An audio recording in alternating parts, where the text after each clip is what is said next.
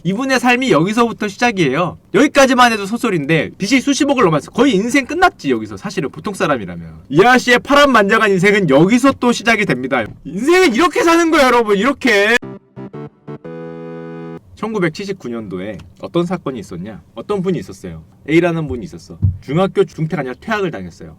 퇴학을 당했는데 부모님한테 얘기를 안 했어. 그리고 중학교를 다닌다고 얘기를 해. 그리고 고등학교도 갔다고 얘기를 해요. 부모님은 모르지. 우리 아들이 고등학교 간지 알았어. 말로만 고등학교 가고 맨날 놀러 다녔던 거지. 중학교 중퇴인데, 중학교 퇴학인데. 자, 그러다가 대학교 되니까 학력고사였는데 그 당시에는 학력고사에 시험을 봅니다. 시험을 봤다고 얘기를 합니다. 부모님한테. 보겠니? 고등학교 졸업장이 없는데. 실제로 시험을 봤다고 얘기를 해요. 그 다음에 과감하게 시험을 너무 잘 봐서 S대 법대에 입학했다고 부모님한테 얘기를 해요. 부모님한테 얘기를 합니다. 그리고 부모님하고 가족이 전부 다 모여서 이거 있죠? 이거. 이 앞에서 기념사진도 찍어요. 와서 기념사진도 찍고 이렇게 이것도 하고 잔치도 하고. 진짜입니다. 실화예요. 실화. 농담이 아니라. 여기 앞에서 부모님하고 여기 서서 여기서 이렇게 여러분 서서 기념사진도 찍고. 자, 이게 잔치도 합니다. 그리고 심지어 세터에 갑니다. 세터에 가고 과방에 가요. 이분이 실제로 과방에 가고 수업도 들어요. 수업도 듣고 중간고사도 참여합니다. 자, 중간고사도 보고 기말고사도 봐요. 기말고사도 보고 심지어 이분이 제가 알기로 정확치는 않지만은 법대 학생회장에 출마해서 당선도 됩니다. 근데 이게 어기는 학생회장을 얘기하는 게 실제 대학 학생회장은 아닌 것 같고 무슨 과 동아리 학생회장 같은데 하여튼 그런 데 나가서 출마해서 당선도 됩니다. 당선도 되는데 이거 걸릴 것 같으니까 중간에 군대를 가요. 군대를 갔는데 자기 후임으로 법대 후배가 들어와. 법대 후배라 그러면 뭐하지? 법대생이 하나 들어와서 자기가 후배로 얘기를 하면서 계속 친하게 지낸 다음에 실제로 대학에 복학을 할 때 그 친구랑 같이 복학을 해서 그 친구랑 같이 완전 인싸가 됩니다. 슈퍼 인싸가 돼요. 자, 슈퍼 인싸가 되는데 이 아저씨가 또 뭐를 했냐? 심지어 사법고시도 같이 준비를 합니다. 사법고시 준비를 같이 하고 과외도 했어요. 대단하죠? 과외도 했습니다. 과외. 실제로 가정교사라 그래서 그 집에 들어가서 과외하는 걸 했다 그래요. 과외를 하면서 그 집 부모님한테 입을 털어서 그 자기가 훌륭한 투자처를 한다고 그 집 부모님이 집에 담보대출을 받아서 이분한테 얘한테 돈을 대출해줬다 그래. 대단하죠? 대단하죠? 이분한테 담보대출을 받아서 입을 터니까 서울대 법대생이라고 들어온 아저씨가 입을 털어서 담보대출을 받아서 그 돈으로 투자도 하면서 끝까지 다녀요. 자, 그 다음에 나중에 왜 걸렸냐? 첫 번째, 이분이 이대생 출신과 결혼을 한다고 합니다. 정확치는 않아요. 다 썰이니까. 이대생 출신의 병원장 딸과 결혼을 했다고 해요. 결혼을 했는데 임신이 됩니다. 결혼을 해서 아기를 갖고 있는데 와이프가 보기에 너무 수상하니까 자꾸 뻘소리만 한다. 그래서 대학에 신혼조회를 요청했다는 썰이 있고, 신혼조회 요청해서 썰이 있고. 두 번째는 확실한 거 합니다. 졸업 앨범에 사진을 찍어요. 졸업 앨범에 사진을 찍습니다. 자, 그러면은 사진을 찍으러 가야겠니 안 가야겠니? 근데 너무 유명한 사람이어서 그 과에서 그래서 가서 사진을 찍어요. 사진을 찍으면 밑에 보통 이름과 학번이 나오잖아. 근데 과 사무실에서 얘에 대한 이름과 학번을 아무리 조회해도 안 나오는 거야. 그래서 일단 1차로 여기에 걸렸고요. 자, 2차로 와이프가 신혼조회에서 학교에서 내서 걸렸습니다. 자, 걸렸는데 이 아저씨가 실수한 게 뭘까? 이거 실화예요. 실화. 1979년에서 1985년 사이의 실화인데 이 아저씨가 실수한 게 뭘까? 제가 생각하기에 이름을 자기 본명으로 했으면 안 되지. 개명이라도 했어야 돼. 제가 생각해요. 뭘로? 여기 법대에 친구 중에 누군가 있잖아. 누군가 나중에라도 그 누군가와 이름을 같이 했어야 돼. 그러면은 이거 어떻게 찾죠? 와이프가 학교에다가 그 이름으로 문의하면 당연히 있죠. 당연히 있어요. 문제는 그게 옌지를 어떻게 증명하겠어? 내가 난지를 여러분 나 이 생각을 했어. 장자가 나비가 난지 뭐 꿈이 내가 나비를 꿨는지 나비가 날 꿨는지 뭐 모르겠다 뭐 이런 소리 하잖아. 그게 난지를 어떻게 증명해? 최소한 가짜 이름으로라도 했어야지. 그게 난지를. 누가 나중에 실제로 법대에다가 이름을 조회해보면 그 이름이 있겠지. 그게 나냐가 문제인 거잖아요. 그게 나냐가? 그 이름을 만약에 그런 식으로 이름까지 비슷하게 했으면은 이거 안 걸릴 수 있었거든. 근데 걸렸습니다. 걸려서 어떤 일이 있었냐? 이게 실제로 신문기사가 됐어요. S대 법대 사칭 사건에서 신문에 아주 크게 났어요. 신문에 아주 크게 나고 이걸로 소설까지 나왔어요. 소설까지. 실화입니다. 실화. 이게 1980년대 초에 이걸로 소설까지 나왔는데 자, 여기까지만 되면은 너무도 흔한 학력 그거에 불과한데 이분의 삶이 거기서부터 시작됩니다. 그 결혼식 때 법대 교수가 줄에 섰다고 하죠. 법대 교수가.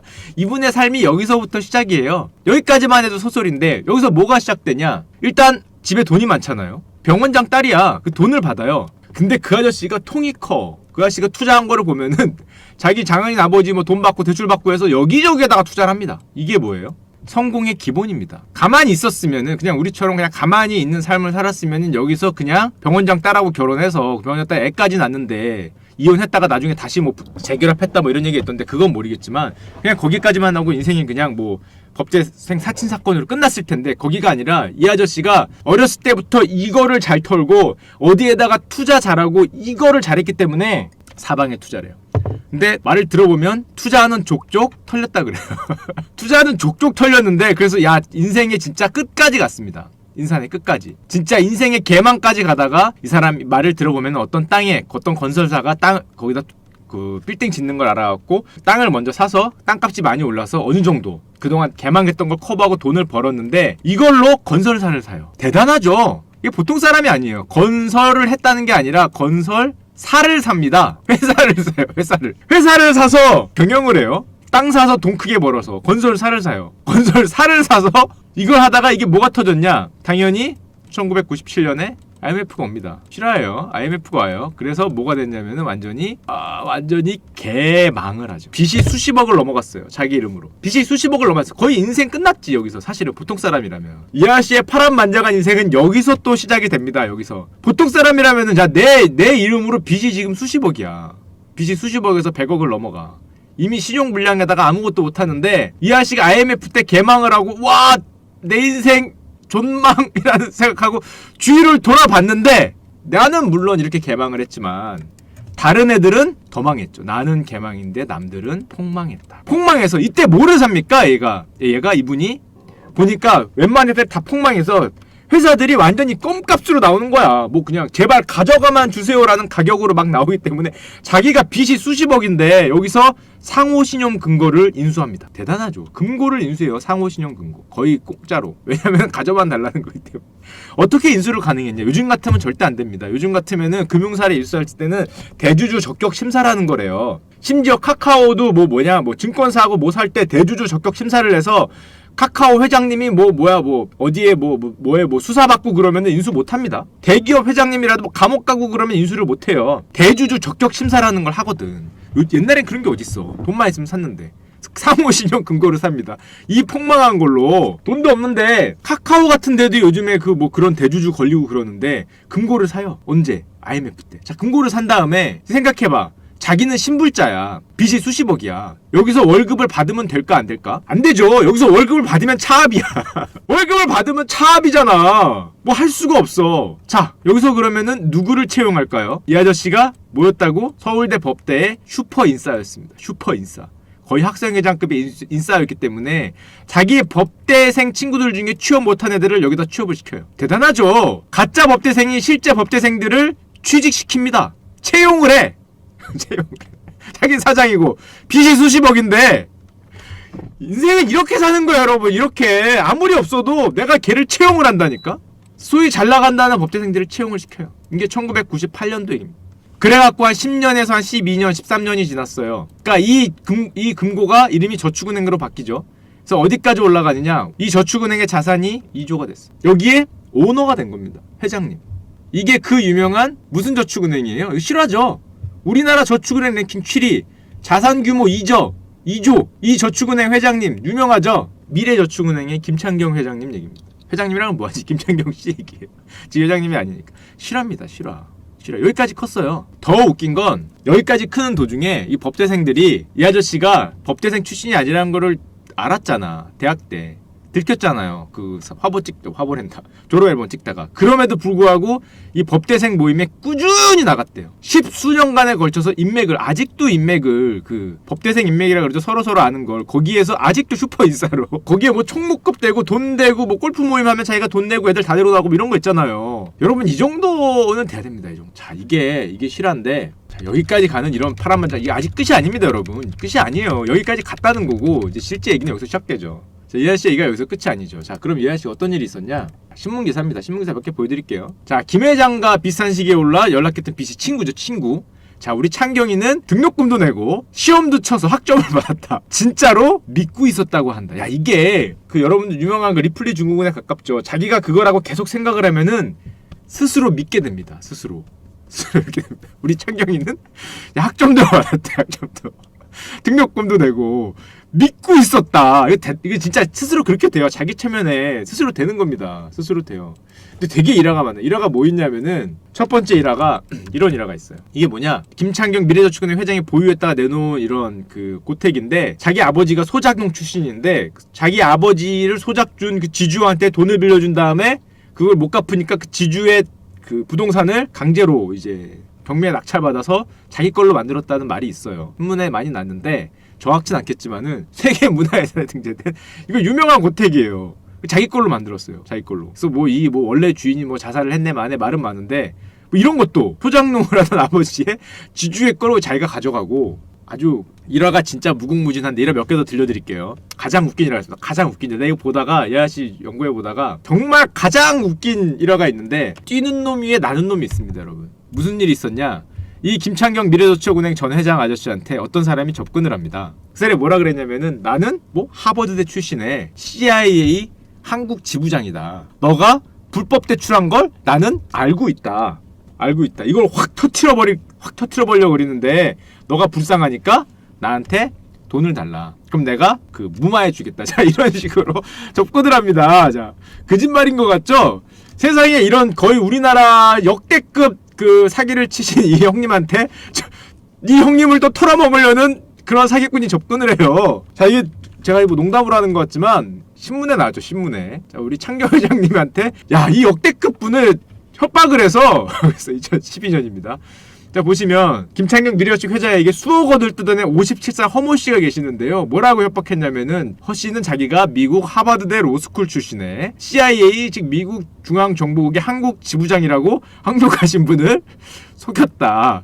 야, 이걸 믿은 것도 신기한데 서울대 법대를 사칭한 형한테 자기를 하버드대 로스쿨의 CIA라고 그걸 해서 오히려 털어먹습니다. 야, 이거 진짜 대단하다. 이거 진짜예요, 진짜. 이거 신문 기사라니까 내가 괜히 웃기려고 얘기한 게 아니야. 털립니다. 그래서 또 이번에 일화가 뭐 있지? 이분이 친구가 있는데 친구한테 이분이 생각해봐. 인생을 이렇게 살았는데 미래저축은행을 제대로 운영했을까? 당연히 미래저축은행 개판이었죠. 어느 정도로 개판이었냐? 미래저축은행이 망한 날이 언제더라? 들통이 나서 망하기 바로 직전에 이 직원들한테 담화문을 발표합니다. 공지를 쫙 돌려요. 뭐라고 돌렸겠어? 걱정하지 마라. 미래저축은행은 절대 안 망한다. 내가 회사를 살리겠다라고 공지를 쫙 보내요. 직원들한테. 실합니다. 공지를 쫙 보냅니다. 그리고 그날인가 그 다음날인가 어디서 잡혔는지 아세요? 나 진짜 쪽팔려도 인생 너무 쪽팔린 게 이 얘기를 돌린 다음에 그 다음날 차라리 망했으면 들 쪽팔린데 이 얘기를 하고 현금을 200억을 긁은 다음에 200억 중에 130억을 실제 현금으로 긁었다 그래요. 그 얘기를 한 바로 그날이 5월 5일인가 그랬을 거야. 그 전날이 5월 4일인가. 그날 바로 경기도 궁평항인가 거기서 어디서 적어놨죠. 궁평항에서 빤스런 하다가 현장에서 잡혀요. 밀항하다가. 나 인생 쪽팔리게. 밀항하다가 배 이러고 이렇게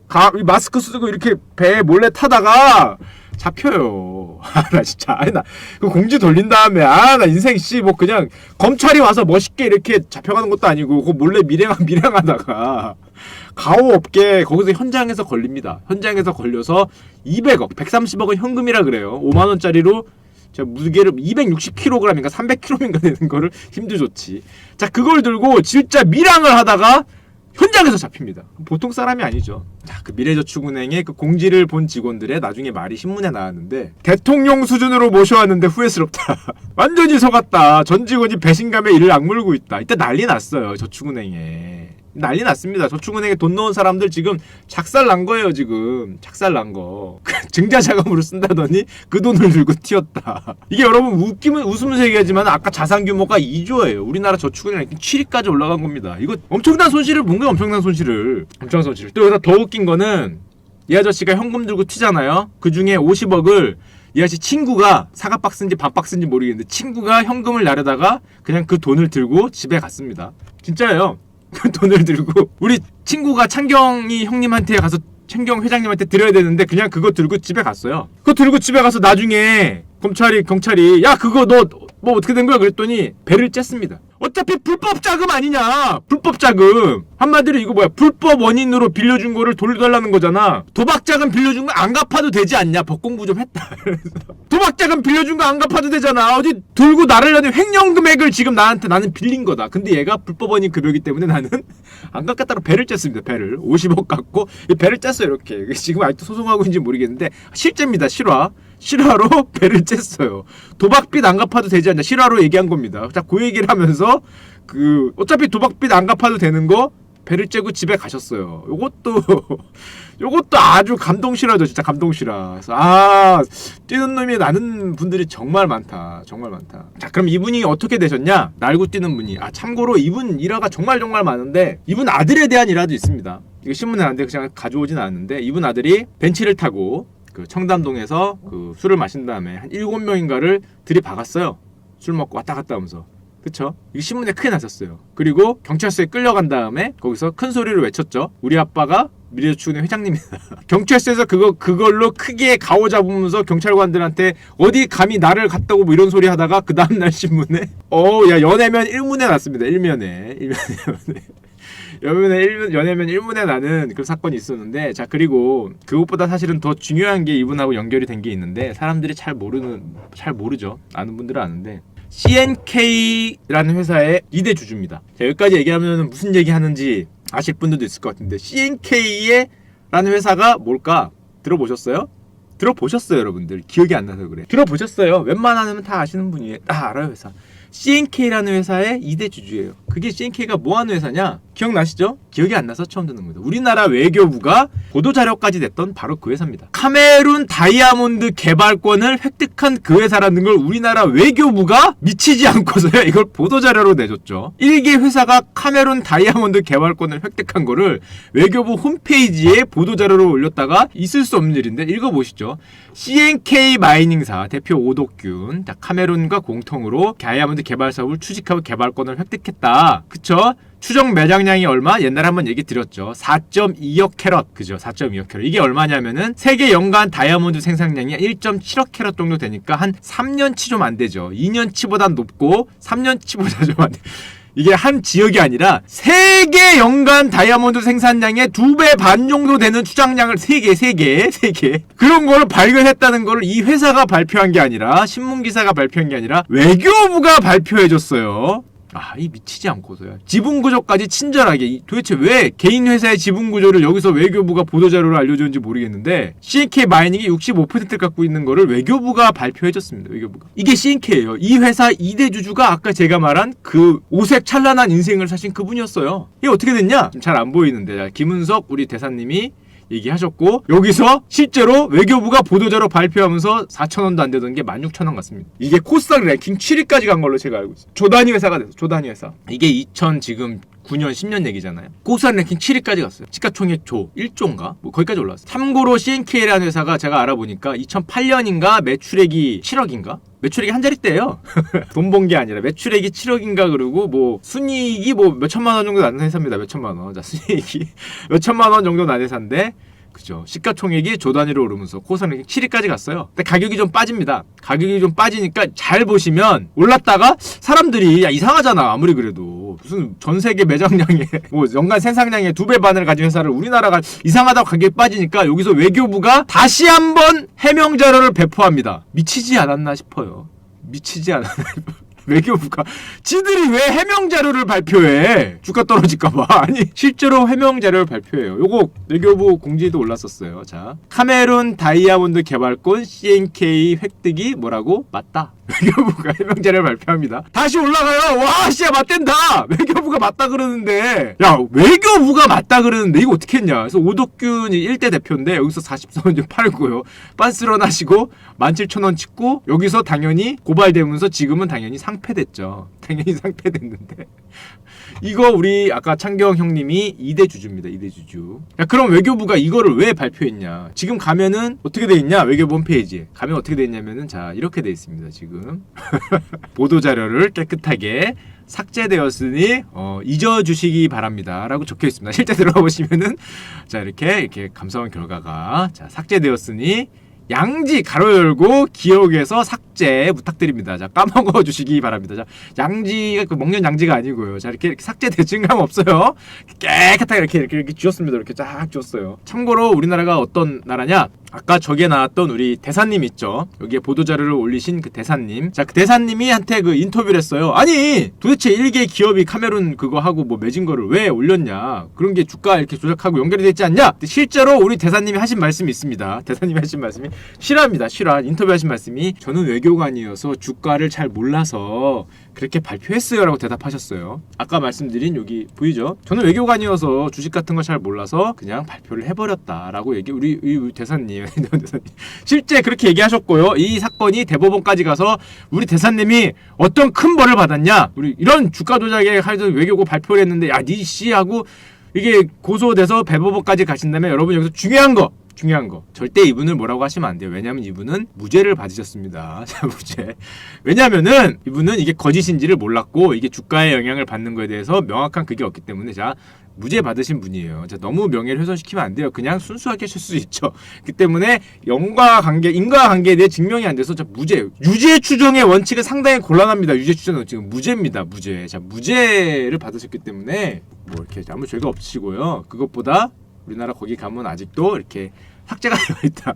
삭제가 되어 있죠. 삭제가 되어 있습니다. 지금 가도. 그럼 우리 아까 전에 우리의 주인공이신 이분은 어떻게 되셨냐? 우리 회장님. 우리 회장님은 참고로 들어가 계십니다. 콩밥 맛있게 드시고 들어가 계시는데 언제 나오시냐? 제가 알기로 2022년인가 나오세요. 2014년에 8년인가 맞고 들어가 계십니다. 곧 나오십니다. 우리 형님. 자, 우리 형님 곧 나오세요. 얼마 안 남았어요. 지금 19년이잖아. 한 2년 반 정도 지나면 나오실 겁니다. 2년 반 정도. 곧 나오시는데 과연 너무 파란만장한 게 있기 때문에 곧 나오시는데 곧 나오세요. 자, 근데 이분에 대해서 가장 제가 본 것 중에서 웃겼던 거 인상적이었던 게 잘 보시면 진짜로 믿고 있었다는 거 한다. 진짜로 믿고 있었어요. 자, 이게 뭐예요? 여러분들이 많이 얘기한 이거죠. 이분이죠. 소설 탤런티드 미스터 리플리인가? 거기에 나온 리플리 증후군의 그 이름이 된 소설을 바탕으로 한 영화죠. 사실은 요게 원작입니다. 저랑 비슷하게 닮은 알랑들로 형님이 나온 이게 태양을 향해 뭐냐? 쏴란가? 그쵸, 그거죠. 실제로 이 형님이 먼저 했어요. 원작이 있어요.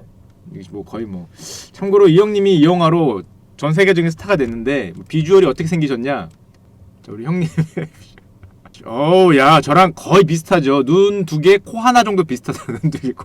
눈 두 개, 코 하나, 입 하나 정도가 비슷하다고. 나머지 좀 다르긴 하지만 이 형님이 이걸로 주연을 해서 이 리플리 증후군 이걸로 주연을 해서 이 영화로 세계적인 스타가 됩니다. 실제로. 자, 그게 이제 나중에 우리가 보기 편하게 만든 게 아까 제가 말씀드린 이거잖아요. 리플리잖아요. 영화 제목 리플입니다. 리플인데 우리 주드로 형이 주연을 했죠. 정말 재밌는 영화인데 정말 재밌는 영화. 리플리 증후군이라고 그러죠. 자기가 저 사람인지 헷갈리는 거예요.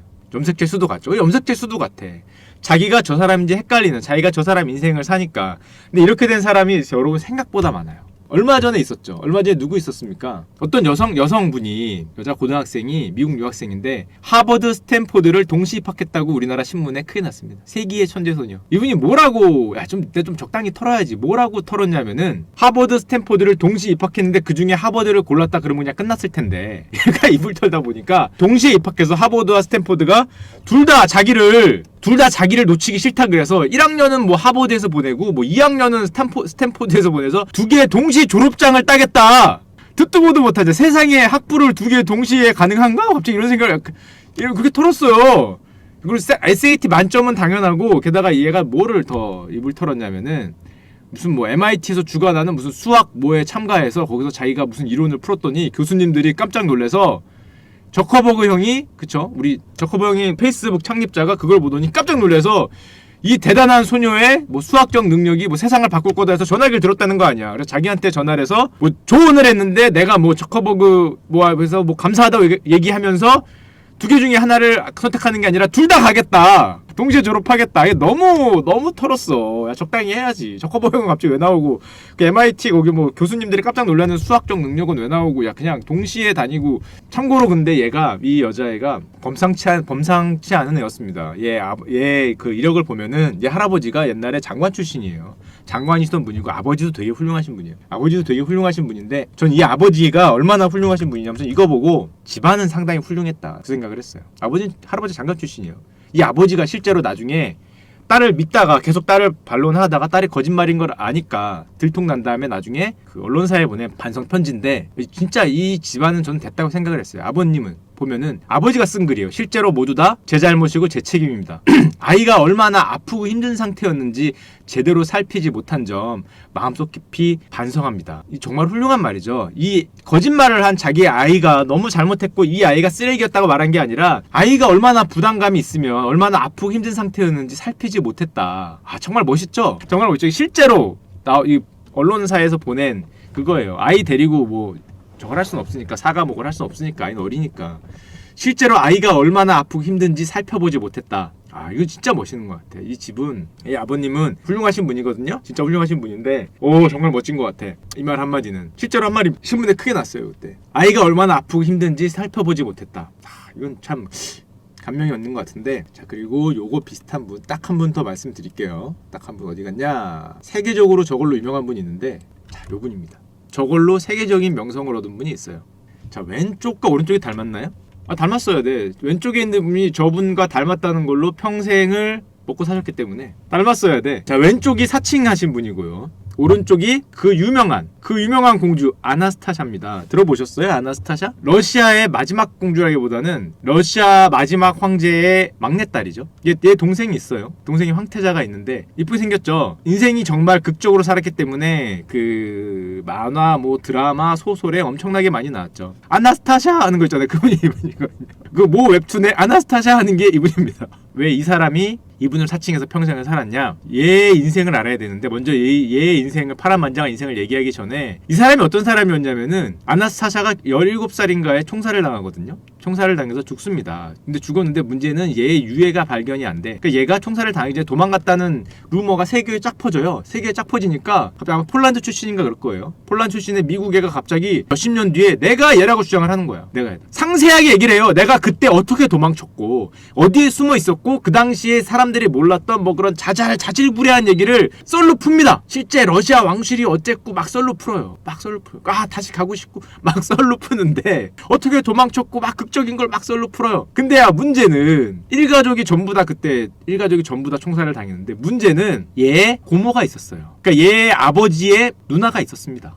살아계셔요. 누나가 좀 이따 왜 살아계신지 얘기해드릴게요. 누나가 있었고 심지어 얘 할머니가 살아있었어. 얘 아빠의 엄마가 살아있었어. 그래서 얘 고모가 아무리 고모라 그래도 17살 때 보고 이거 지금 뭐야 30몇 살이잖아. 비스무리하게 생겼고 고모가 궁금해합니다. 야 진짠가?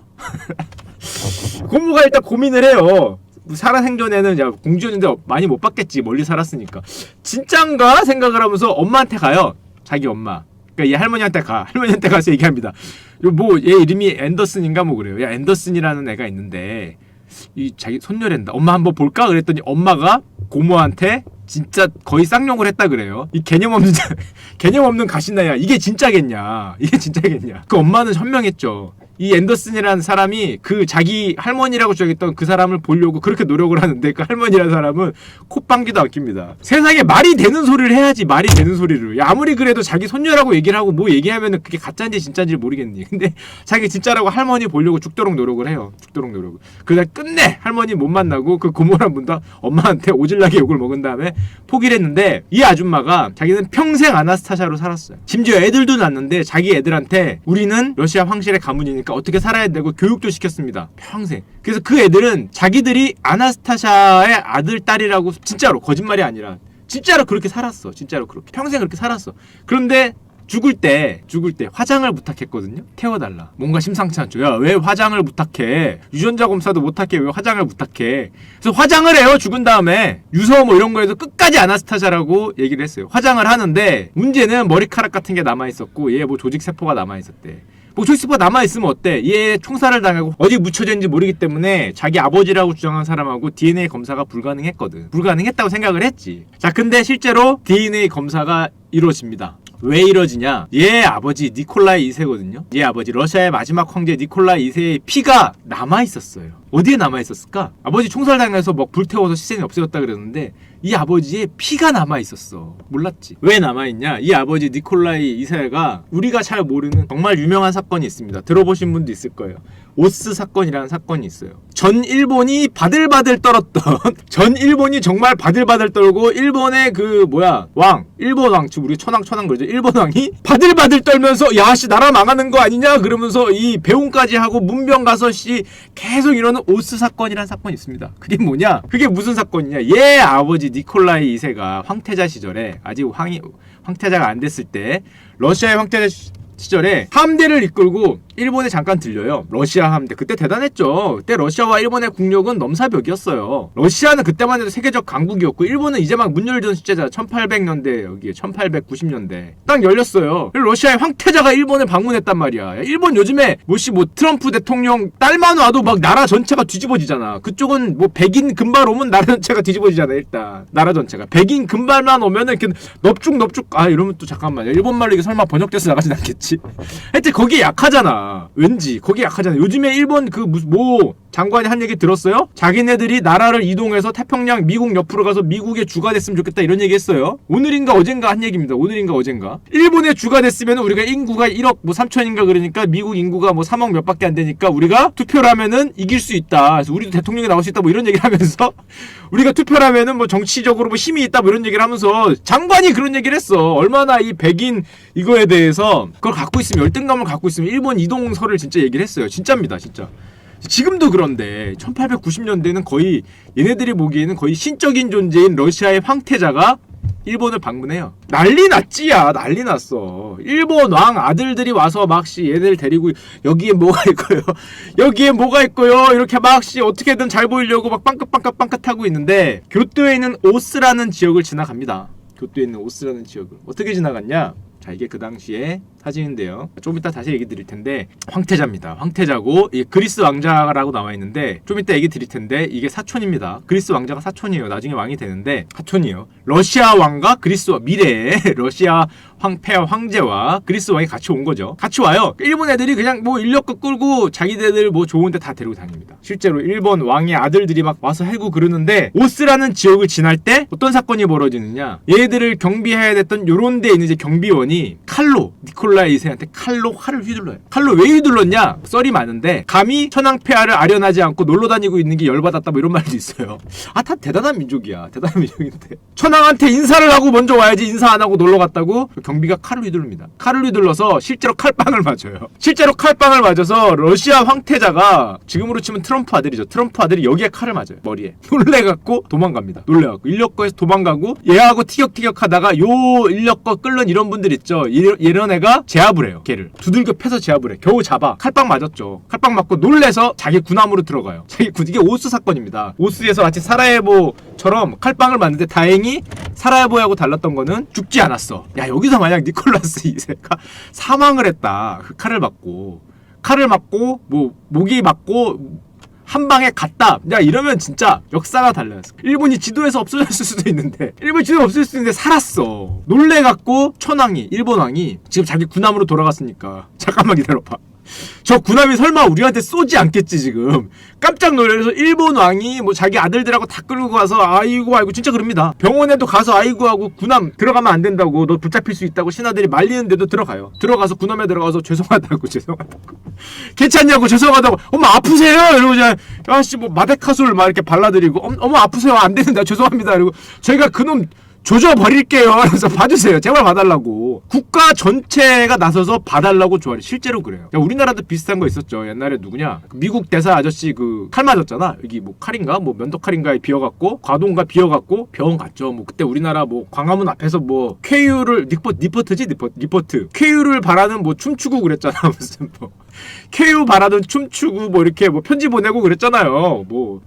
부채 춤췄냐? 춤추고 리포트에서 괜찮다고 그렇게 얘네는 그때 우리에 비해서 한 10배 정도 심하게 나라 전체가 지금 굽실굽실 거리는 거야. 나라가 없어지게 생겼다. 그래서 나라 전체가 난리 치고 얘 이름이 뭐더라? 얘 이름이 김똘똘이면은 김똘똘의 거의 3대가 김똘똘이라는 이름 자체가 사용이 금지됩니다. 얘를 그리고 사용시켜야겠는데 어떻게든 사용을 시켜야겠는데 사용을 못 시켰거든요. 왜냐면 죽은 것도 아니잖아. 그리고 얘가 일본의 황실 가족도 아니기 때문에 사용을 할 방법이 없는 거야. 사용을 시킬 방법이. 실제 얘는 아닙니다. 누구냐면은 얘입니다. 경찰관 쓰다 산조 얘거든요. 사용을 시킬 방법이 없는 거야. 1896년 5월 11일 날 감옥에 들어갔죠. 무기징역 맞고 강역에 들어갔는데 감옥에서 두들겨 맞아 죽었다는 소리 있어요. 일본 정부가 이거를 공식적으로 할 수는 없으니까 죄가 없어서. 자, 그 사건을 그린 사건이 맞는데 사파들이 되게 많아요. 되게 유명한 사건이에요. 오스 사건이라 그래서 일본에서는. 자, 이런 식으로 일본이 지나가는데 이거를 검으로 야씨 여기를 거버렸어. 이렇게 거버렸어. 와 대단하죠. 이거 한 방 맞고 놀래서 골목으로 도망갔다 그러고 요 인력거꾼이 이를 제압했다 그러거든요. 아 이거 대단한 진짜 겐지냐? 사파 몇 개 더 보여드릴까? 칼로 키웠어요. 말리고 서로 난리가 났습니다. 난리가 났는데 얼마나 나라 전체적으로 쫄았었냐? 이분이 뭐냐면은 이 사건이 발생했을 때 일본 전체가 러시아에 엄청 빌었는데 러시아의 잘못을 대신 사죄하겠다고 자결한 사람이라고 합니다. 정확치는 않아요. 그 어떤 여성분이 자결을 해요. 얘의 죄를 내가 대신 하겠다고.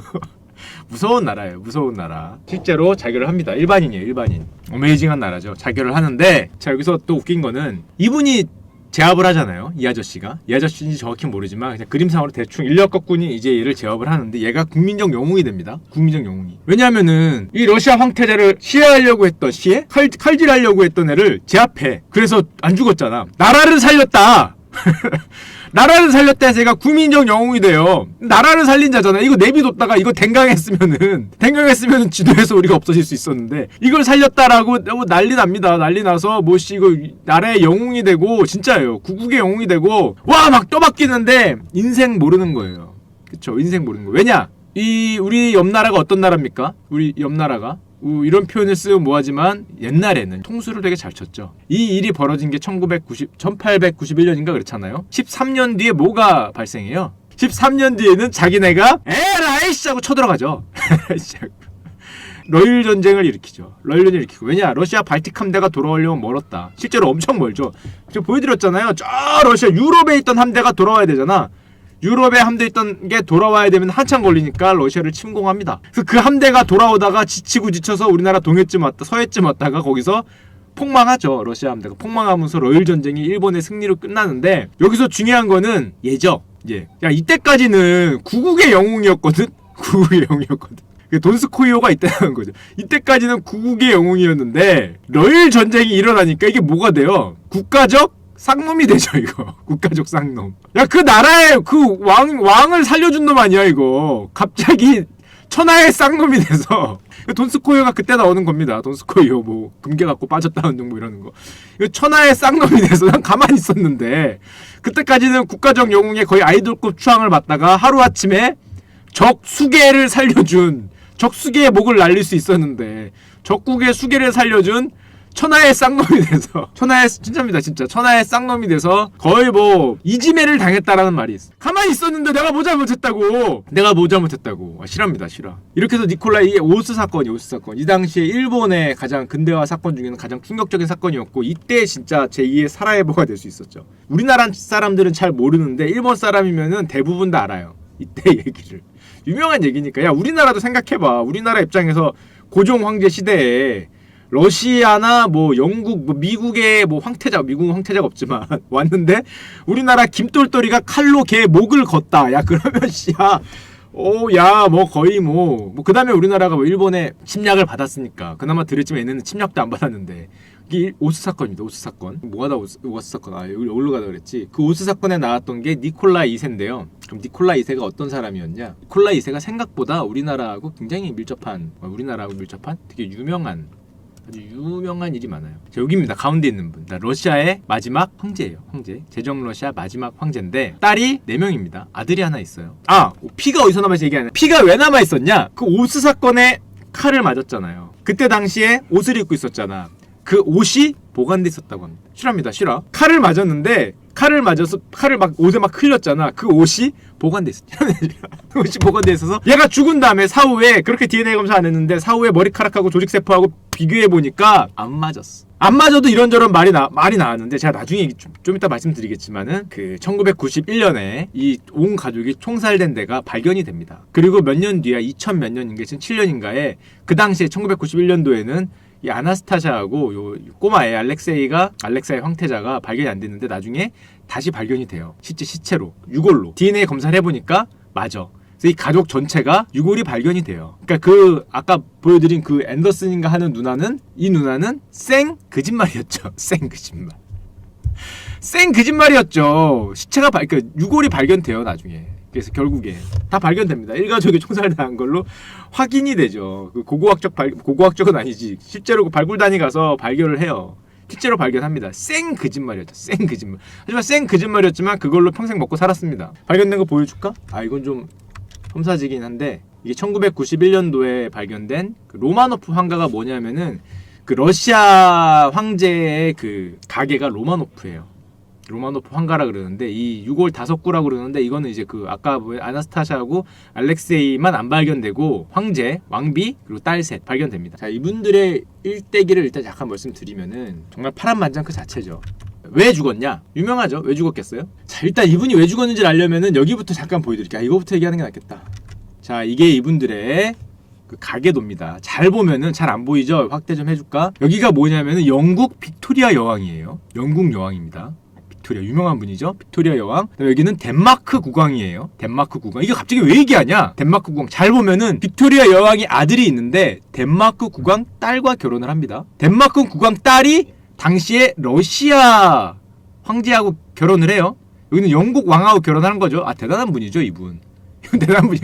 덴마크 국왕의 딸이 러시아의 왕비가 되고 영국의 왕비가 돼요. 대단하죠. 게다가 이분 아들이 나중에 당연히 덴마크 국왕이 됐고 아까 보여줬죠? 러시아 황태자랑 같이 갔잖아요. 오스상권 때.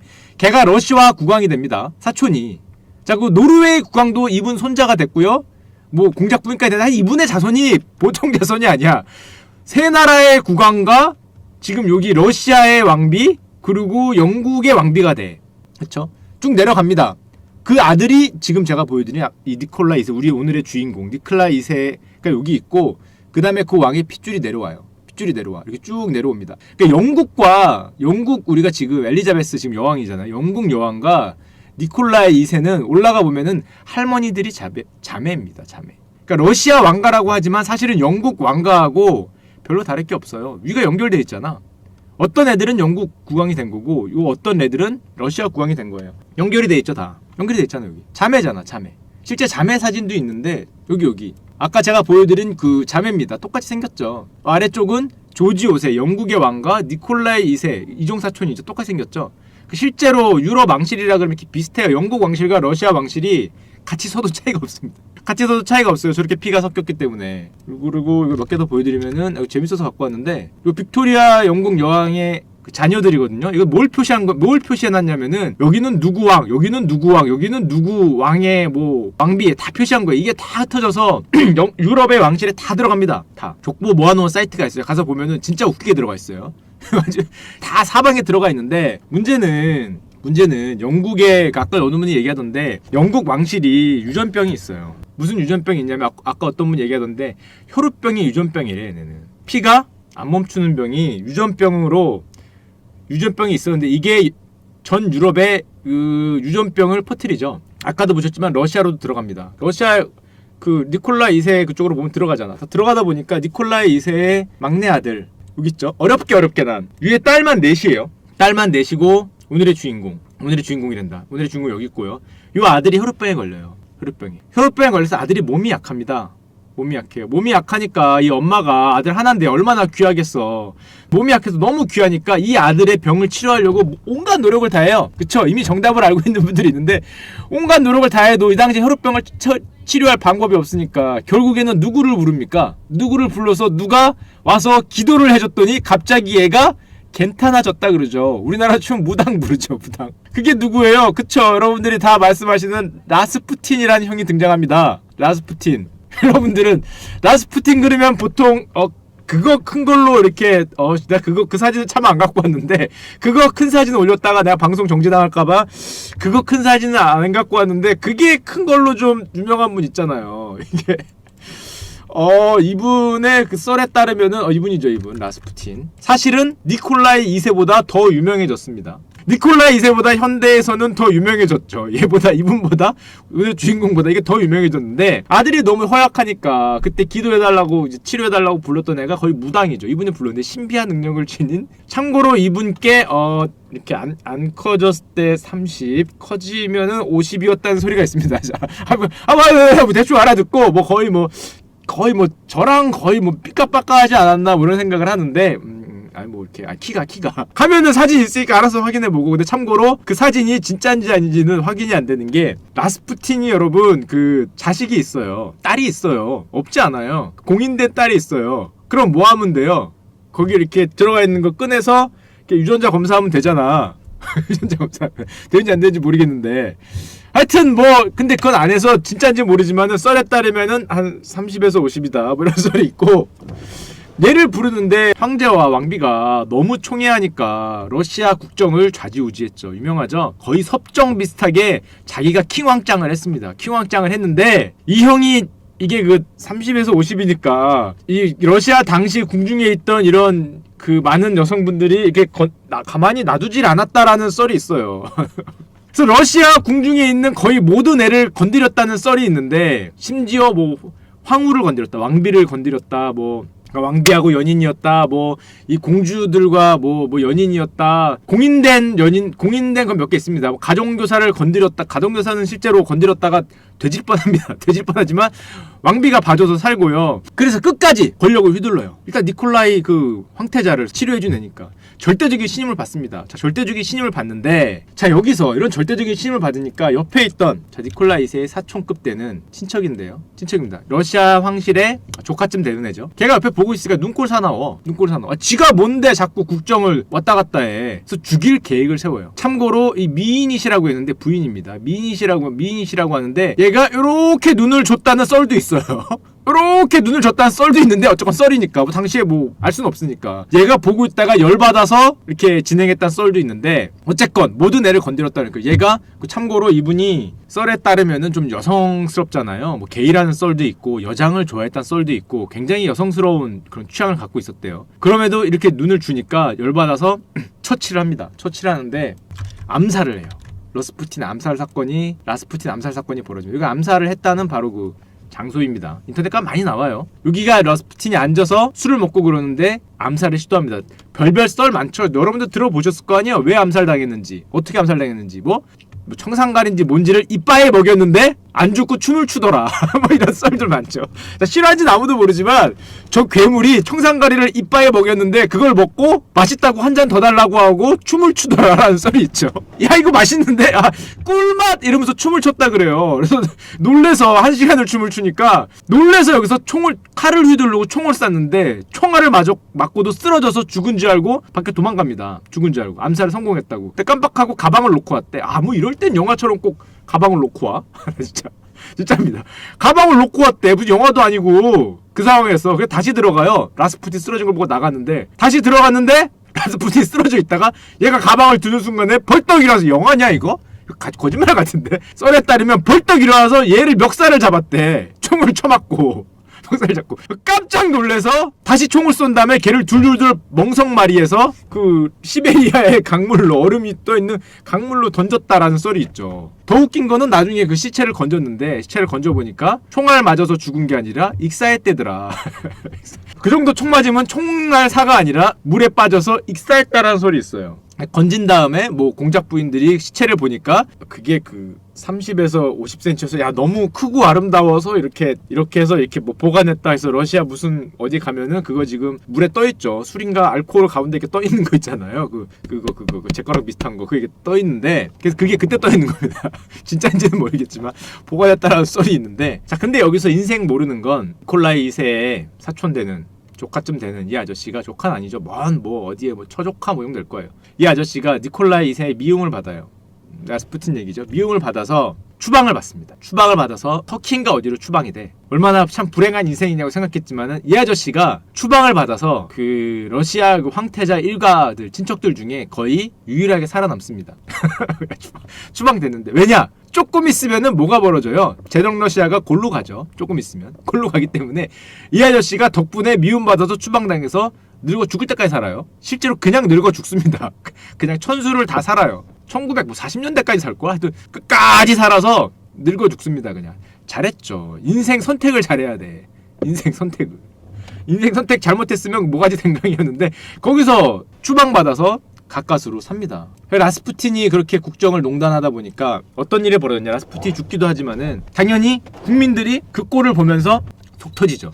야, 우리나라 치면은 무당이 얼마 전에 순실이 누나가 그거에도 우리가 속 터지는데 순실이 누나가 아니라 무슨 무당이 사이비 종교인 슈카교를 추종하는 슈카가 아니라 슈가 아니면 뭐 슈고 이런 애가 와서 국정을 농단하고 있으면 얼마나 속이 터져. 왕이라는 분은 놀러 다니고 이게 사람 진짜 좋았대요. 사람 좋고 자기 부인하고도 사이가 좋고 정말 착한 아저씨였는데 국정엔 관심이 없고 이상한 무당이 와서 하고 있으니까 정말 속이 터져요. 그래서 이 왕한테 그럼에도 불구하고 왕한테 우리들의 임금을 올려달라고 시위를 합니다. 시위를 하는데 그게 어떤 사건으로 벌어지냐면은 되게 유명한 사건이 하나 터지는데 이게 러시아의 유명한 사건인 피에이리올 사건입니다. 이게 뭐냐면은 이 황제가 머물고 있는 황제의 궁으로 노동자들이 시위를 해요. 라스푸틴 뭐 개판치지만 우리 월급을 올려달라. 근데 참고로 이중간첩이 있었다 그래. 이중간첩이. 그래서 국왕을 폐위하라가 아니라 국왕 만수무강하세요. 뭐 이런 걸 쓰고 다니면서 여기 앞에 있는 이제 국왕 만수무강하세요. 총 쏘지 마세요. 하지만 우리 월급 좀 올려주고 빵 좀 주세요라는 거를 10만에서 15만? 20만까지도 얘기하는데 그 엄청난 인파가 황제가 머물던 황실 궁전 앞에 와서 평화 시위를 합니다. 지도자가 이중간첩이었다는 얘기가 있죠. 평화 시위를 해요. 월급 좀 올려달라고 빵을 달라고. 그런데 여기서 어떻게 했어요? 총을 쏩니다. 빠르르르 쏴서 1000명이 죽고 3000명이 부상을 했다고 나오죠. 이게 이 한 방으로 사실상 러시아 제정 러시아가 문을 닫는데요. 그때 뭐 왕이 뭐 실제로 궁전에 없었다 뭐 이런 얘기도 있는데 이 한 방으로 노동자들의 분노가 폭발하면서 누가 등장을 합니까? 제가 아까 말한 니콜라이 2세보다 한 100배쯤 유명한 사람이 등장하죠. 이분이 등장을 해서 레닌이 등장을 하면서 볼셰비키 혁명을 부르짖는데요. 이게 엄청 오래된 얘기가 아니죠. 1900년대 얘기니까 얼마 오래된 얘기가 아니야. 먼저 10월 혁명이라는 게 발생을 합니다. 10월 혁명이라는 게 발생을 해서 니콜라이 2세가 폐위를 해요. 그만두고 그때만 해도 근데 제정 러시아를 문을 닫히려는 게 아니라 다른 애를 왕으로 세우려고 그랬어. 근데 그 왕의 아들이 너무 어리니까 왕을 세울 사람이 없는 거야. 그 니콜라이 2세 일가를 시베리아로 보내버립니다. 유배를 하고 제정 러시아를 이끌어 나가려고 그랬는데 안 되고 극단주의자인 레닌이 힘을 받으면서 다시 한번 볼셰비키 혁명, 2월 혁명이 발생을 해요. 그래서 실권을 잡습니다. 레닌이 실권을 잡고 실제로 소련으로 넘어가는 거죠. 소련으로 넘어가면서 제정 러시아가 완전히 문을 닫는데 레닌이 실권을 잡은 순간에 이분들은 사실상 명줄이 끊겼죠. 레닌이 실권을 잡은 순간에 다시 제정 러시아로 갈 수 있는 위기를 막기 위해서 마지막 황제 일가를 총살을 시킵니다. 총 11명이 총살됐다 그러는데 가족은 몇 명이냐? 가족은 7명인가? 6명인가? 이분들이죠. 이분들. 뭐 왕까지 나온 걸 보여드리면은 이분들이 이렇게 살았다 그래요.